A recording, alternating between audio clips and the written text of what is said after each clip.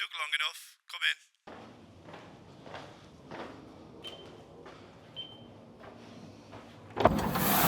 You're right. It's cold out there. Come in.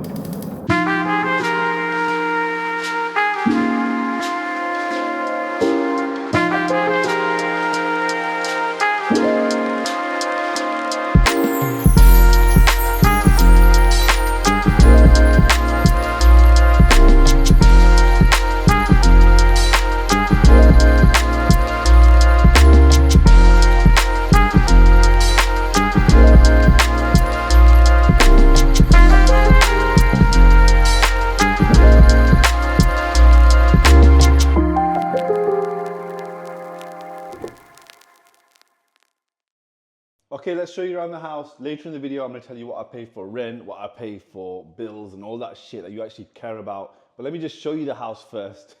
So let's just go straight into the kitchen. Like, do you know, I don't spend a crazy amount of time here. I spend most of my time in the office, but the days that I do work from here, I do work from home. It was nice, I just finished the Christmas period, and it was nice to spend 2 weeks just inside the house, which I wasn't able to do. So I've had the house now for about 2 months. Probably one of the most interesting things that people want to look at is your fridge. I remember watching MTV Cribs and everyone showing the inside of their fridge. I don't know what you want to find out from inside the fridge. I guess you can find out how well does this person digest food. So you can see I'll get all my meals prepped. So there's a local company and they make me 2 of these meals a day. And then I normally have my oats for breakfast and then protein yogurts, sugar-free drinks, and a bunch of teeth whitening. That's all you're gonna find in there. There's not a lot of veg. To be honest with you, this is the extent of my veg. That is all the veg that I have. Mushrooms that have never been opened, are they still in date? Potentially out of date. And then I've got some dried tomatoes, which I like, and then lemons, but there should be more vegetables here, which there isn't. Okay, and then the snack drawer with, you can tell I don't snack that much because even the Nutella has never been opened. The golden seal has not been broken. So this has not been broken yet. And I've just got a bunch of snacks. I love like sugar-free drinks and just cordial drinks. I try not to drink that much sugary drinks. So I just have like as many healthy drinks as I can. I don't know if you would class Vimto as a healthy drink, but the other healthy drinks that I have is probably protein every morning, protein oats, but I've got a challenge for you. You need to guess, what is this? What is this secret powder?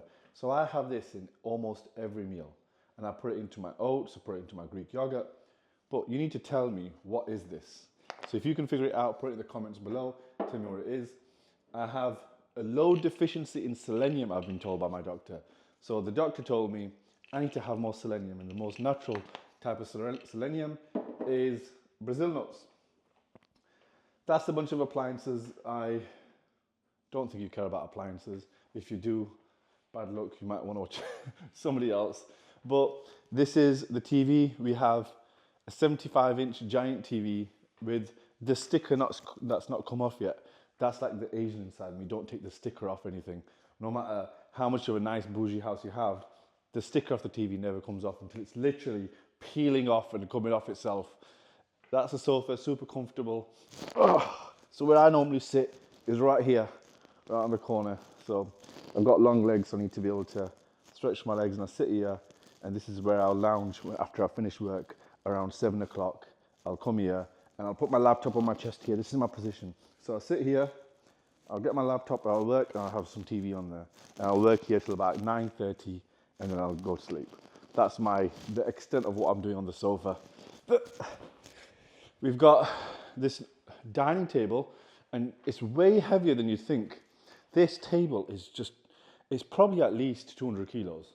Can't believe how heavy this is. So you can hardly move it, but super nice. I have all of my meals here. But let's head upstairs and I'll show you around what else we've got. Okay, so there's 2 more floors to the house. I'll show you the next rooms. This is actually, like, I got to my 30s and I got my first proper place. I lived at home for a long time in my 20s. Then when I moved out to London, I lived in shared accommodation. When I was traveling, I got really nice Airbnbs, but this was the first time I've actually got settled. I'll show you the office first. So this is my standing desk, and this is where I'll do most of my work. It's not plugged in right now, but I'll try to keep it standing position so I can just work. And I got a super clicky keyboard because it makes you feel like you're doing way more work than you are. And then I used to be into trainers really a lot, and then I don't know what happened. I just over time stopped getting into trainers so much.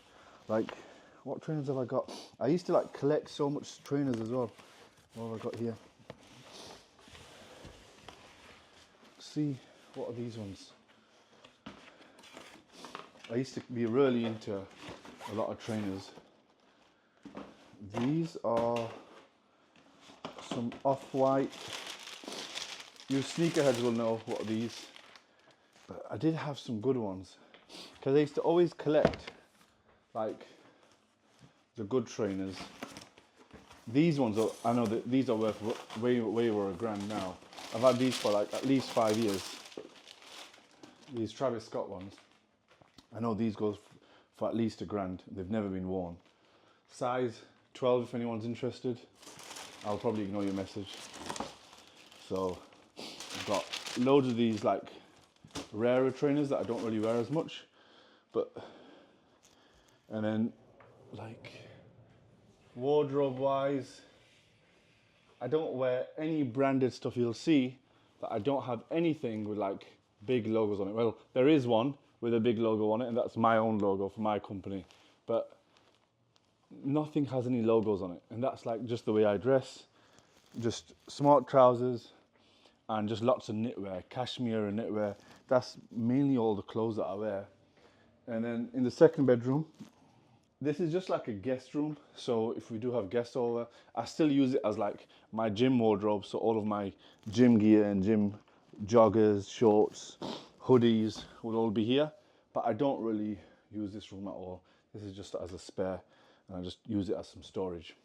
And then there's also a guest bathroom. So this bathroom never really gets used either. You've got the cupboard, laundry and dryer. Super warm in there. And this is like the guest bathroom. Not really used ever, but I live on the top floor. Well, I sleep on the top floor. I live everywhere in the house. But I'll take you upstairs. The great thing about this house is like the doors, like just the little features. But like these doors, like I'm 6'4", and if you just look at the size of that door, and it's just they're super nice. The way the house is designed. So this is my main room. You'll notice the shelves and everything are a bit bare, but when I got to this room, the strange thing about it was there's a bathtub, and like, why is there a bathtub that's so big in this house? It doesn't really make sense. Do you need a bathtub in the bedroom? No. I've still not used this yet, but this is something that I would use. There's not many bathtubs that I could fit in, so to have a giant one here. And you can also see the neighbours as well. It doesn't make sense why there's a bathtub and a mirror right there, but it came with it. It's one of the features. I've not used it yet. I was told it's one of those European things. I've still not understood that. But so there's only me that sleeps on this bed. And if you look, we've got these little reading lights. So when I'm reading at night, what am I reading at the moment? I'm reading The 5 Dysfunctions of a Team, Patrick Lencioni. You'll see the books that I read here regularly. I keep here. The new Ryan Holiday book, Right Thing Right Now, and I've got Stolen Focus. And I'm not actually a natural reader. I don't read a lot, but I need to be able to have something where I think, let me just read 5 pages, 10 pages, and over time I'll get through it. So I just try to keep some books here right behind me whilst I sleep, and then if that's going to go in. There we go. Just some stuff there, and then we have my ensuite right here. So this is the ensuite bathroom, and one of the best features about this room is the lights. You know, the way the lights are from the ceiling. It's just so calm. It's such a chill room. And there you are, the blind that you really wanted to see that you came with. You actually came here to find out how much does this house cost me. So let's actually show you that. But now I need to close this. If you want to know how much the house cost me, I went to actually look at how much the council tax is. I haven't actually paid my first council tax bill.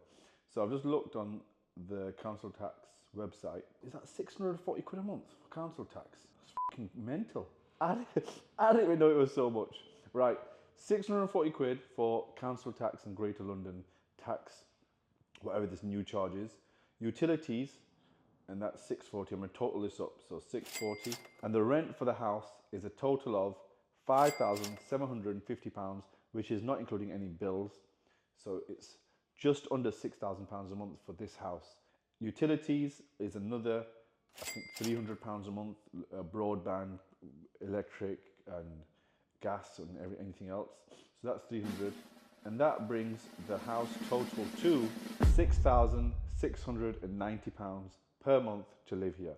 And in dollars, so if you're a US viewer and you want to know how much do I pay in dollars, that's $8,100. Now, if I times that by 12, that is £80,000 a year. And if I just say, when I was living in shared accommodation, when I first moved to London, I was paying £700 a month for a room. Then when I moved to a nicer part and I got a nicer house, it was £1,250 a month for that room. I think I got a discount for £1,100 because I paid it in cash. So then I was paying £1,100, and then I jumped from £1,100 all the way to £5,750, which is a big jump. And I don't recommend anyone makes it until they're making well in excess of like 10 or 20 times that every single month. If you're not making that as much, there's no reason to actually spend so much on a place. You wouldn't believe that my house even got shot at in Sheffield 3 times on different occasions. It just became so normal. There was CCTV on the road, one of the roughest areas like in Sheffield, and it was just not a pleasant place to live. And now with a combination of luck and hard work, you'll end up with somewhere that is way more peaceful. But if I'm really honest with you, I don't think I'm gonna live here for a long time. Maybe till April, May this year, because then after I might hit the road, I might need to go to Dubai. I can't keep paying UK tax. It just does not make sense to keep paying tax in a place that does not really, isn't built for entrepreneurs. And all the cities that are built for entrepreneurs, that's where they're going to go because they cater towards them for those tax benefits. So that's my next move, to go somewhere like Dubai or go somewhere maybe in the US and Florida, stay there for a few months. And if you want to see the next place I'm at, you can let me know and I can show you the next place as well. But it's been nice showing you around. It isn't something that I normally do. I am quite an introvert, private person, but I think some people will use this as motivation. Some people will use it as like, what do you actually get in London for that money when you live in the central London? What does £80,000 a year get you? Well, it gets you somewhere like this, which is not a mansion. If I was living up north, I'd be able to get a house 3 times bigger. But for London, this is great. So I'm going to catch you in the next video. Subscribe, like, and share with any friends.